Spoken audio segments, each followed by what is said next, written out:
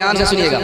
लक्ष्मण जी से पूछा जा रहा है कि सीता जी तुम्हारी भाभी होती हैं, तुम्हारी भाभी का चेहरा कैसा था, तुम्हारी भाभी कैसी थी। अब देखिए देवर का जवाब है, देवर का जवाब सुनिए। हमारे यहाँ भाभी आधा बीवी हो जाती है और देवर को कुछ पता हो, किसी को कुछ पता हो या ना हो, देवर को सब कुछ पता हो जाता है।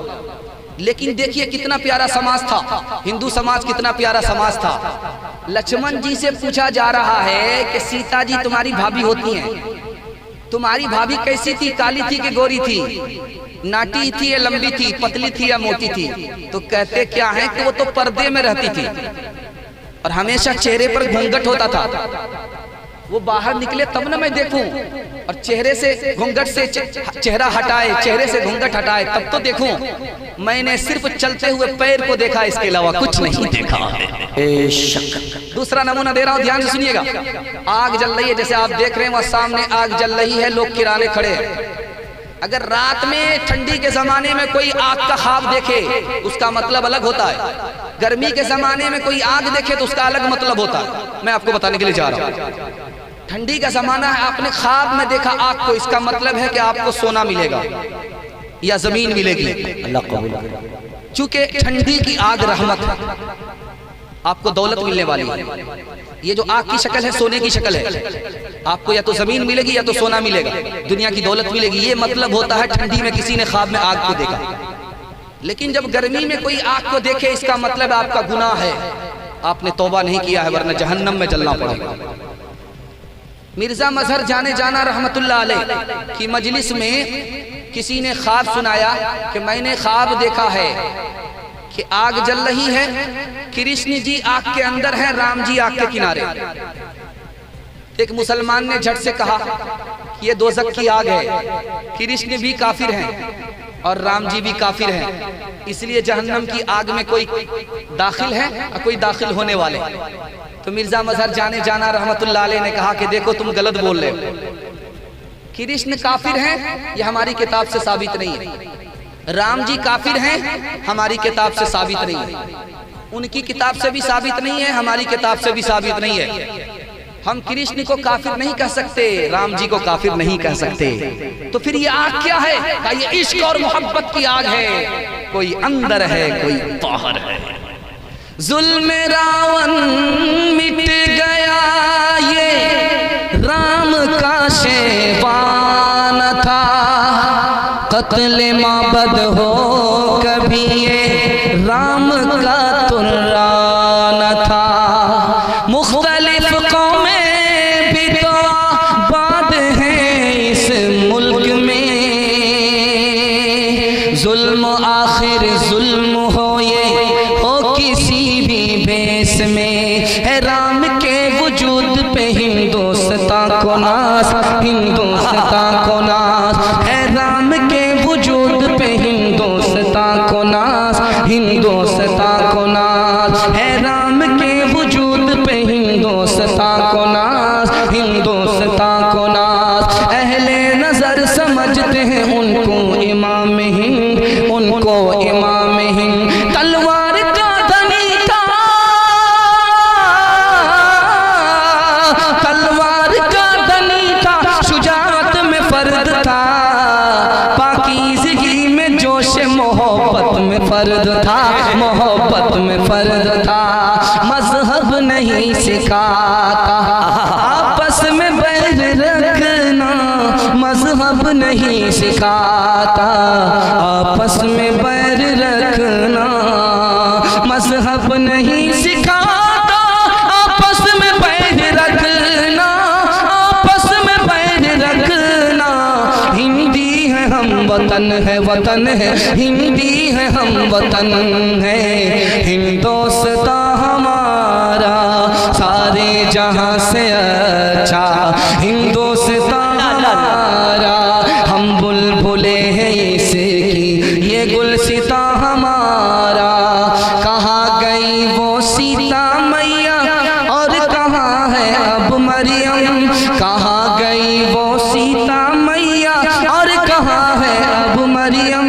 भारतवर्ष में जिनके चरित्र पे गर्व किया करते हैं हम, जो अपनी इतिहास भूल भुला दे, आग लगे उस फैशन में, आग लगे उस फैशन में। हिंदुस्तान का चेहरा देखो सच्चाई के दर्पण में, हिंदुस्तान का चेहरा देखो सच्चाई के दर्पण में। अमन की देवी तड़प रही है गांधी जी के आंगन में, गांधी जी के आंगन में। खुनवा से लाल भैलन चिलिया वाला बगिया, मुश्किल से आयल अपने हाथी अज़दिया। खुनवा के धार से, खुनवा के धार से रंगाइल हिंदुस्तान हो, आज़ादी नहीं जाए देव। हिंदू मुसलमान और सिख ईसाई कंधे से कंधा अपन लहने मिलाई। इनकलाब के नारा लागल, इनकलाब के नारा लागल, गूंजल आसमान हो, आज़ादी नहीं जाए देवे।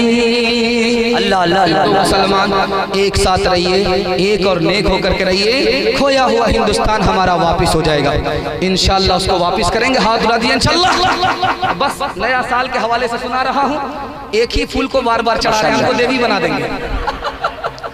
जरा ध्यान रखिएगा, बहुत ध्यान से सुनिएगा। बहुत प्यारा मुताला, बड़ा खूबसूरत मुताला अपनी खिदमत में लेकर के आ रहा हूँ। ध्यान से सुनिएगा, नया साल आने वाला। नया साल जब आएगा तो देखिएगा ठीक 12 बजे धमाका होगा। इतना बड़ा धमाका होगा कि लगता है कि एटम बम गिरा। धमाका होगा, गुब्बारा आसमान की तरफ जाता हुआ आपको नजर आएगा।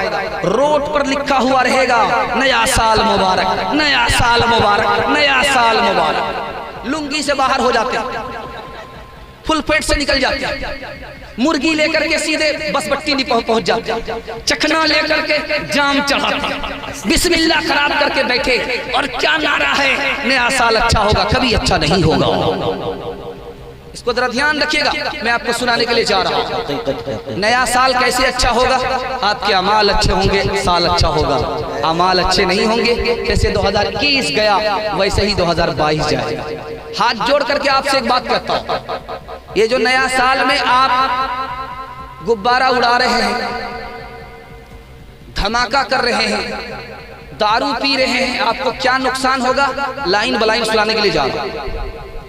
नया साल मनाना ईसाइयों के यहाँ की चीज है, ईसाइयों का त्योहार है, हमारा नहीं है। आपने ईसाई को कबूल कर लिया, मुहर्रम आता है तो आप शिया को कबूल कर लेते हैं, नया साल आता है तो आप यहूदी और ईसाई को कबूल कर लेते हैं। आप जगह पर हैं ही नहीं, कन्या के भी मामू हैं, दूल्हा के भी मामू, आधा इधर है आधा उधर। जरा ध्यान रखिएगा, मैं आपको सुनाने के लिए जा रहा हूँ।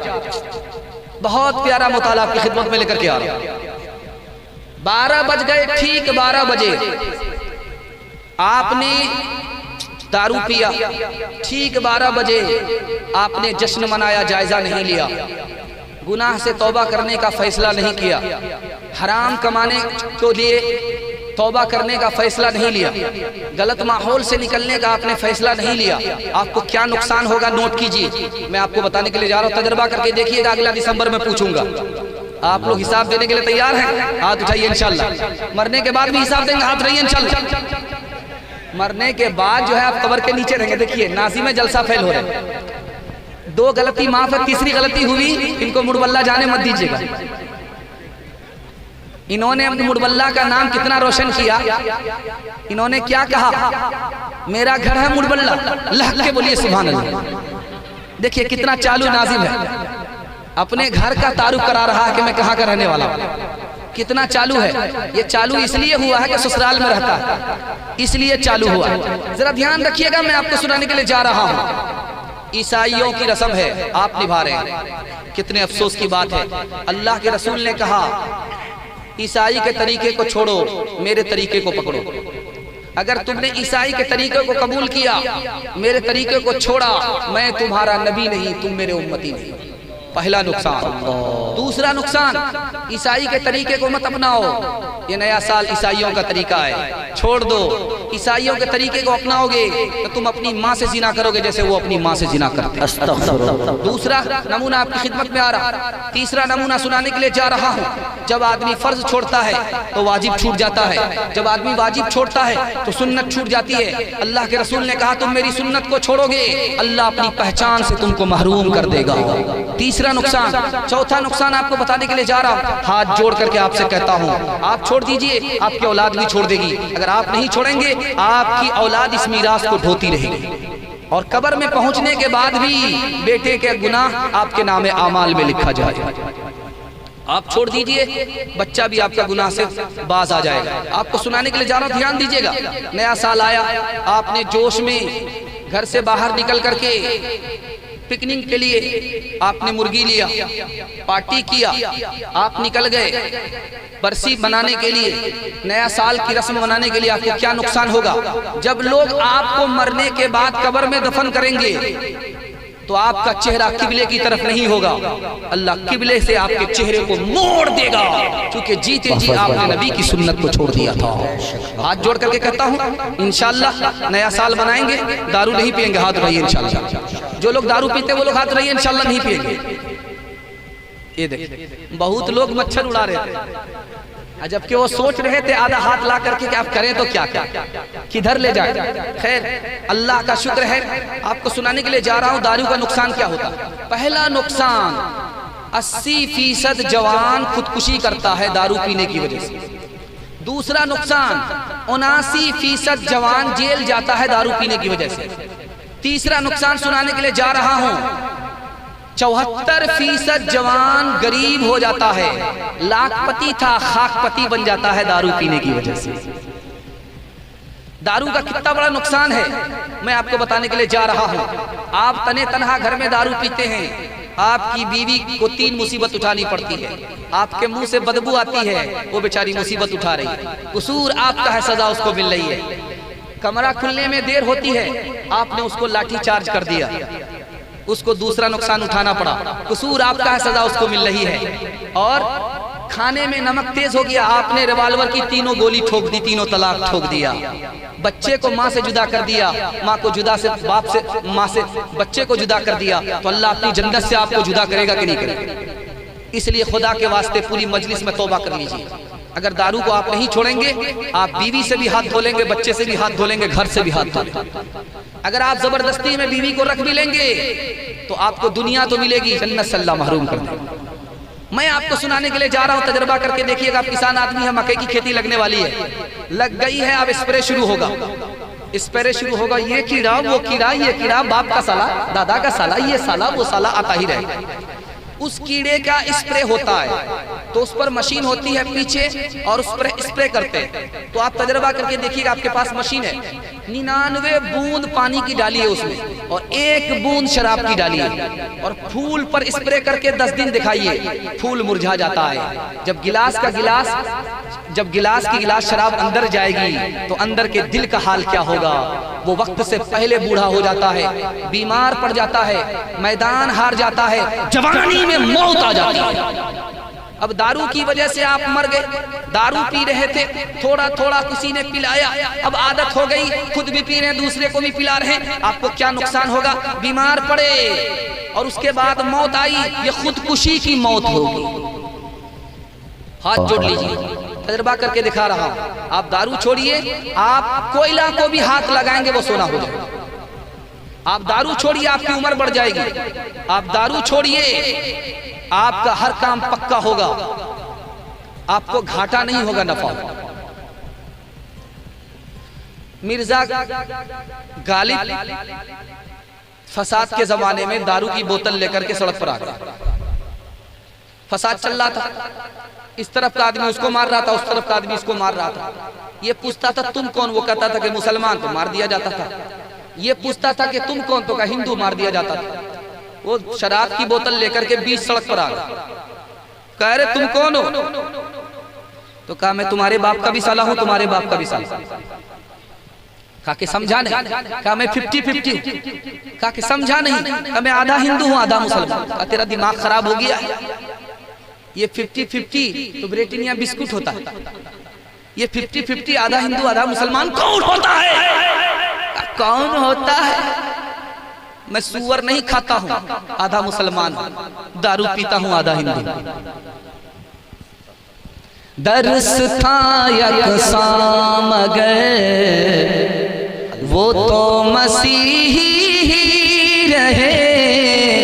दर्स था यकसां मगर वो तो मसीही ही रहे। तुझ पे मजहब के वज़ शैतान का काबू हो गया। एक ही बोतल से होटल में पी दोनों ने शराब, एक ही बोतल से पी होटल में दोनों ने शराब। एक ही बोतल से पी होटल में दोनों ने शराब। लुत्फ़